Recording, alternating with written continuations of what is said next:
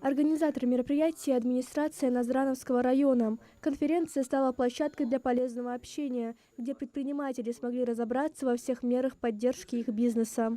Задача этого мероприятия была дальше поддержать предпринимателей Республики Ингушетии и им рассказать, какие действуют поддержки в регионе.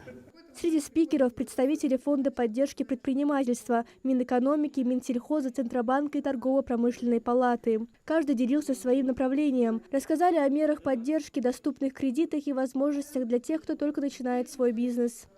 То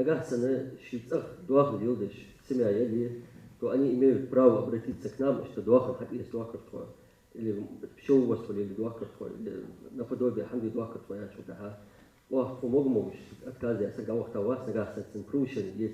Конференция проходит в формате открытого диалога. Участники могли задать личные вопросы и получить индивидуальные консультации. Не в первый раз. Мне очень интересно послушать специалистов в разных сферах.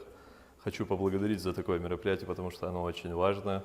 Мы познаем на сегодняшний день, как можно заключать социальные контракты и так далее и тому подобное, потому что люди, малоимущие люди, которые не имеют сегодня достаточных доходов, именно в этих мероприятиях понимают, что у них есть поддержка от государства. Здесь же и стартовала программа «Бизнес-наставничество». Ее цель – помочь тем, кто только делает первые шаги в бизнесе. Специалисты объяснили, с чего начинается путь предпринимателя и что важно учесть в самом начале. Изучить конкуренцию в данном сегменте рынка.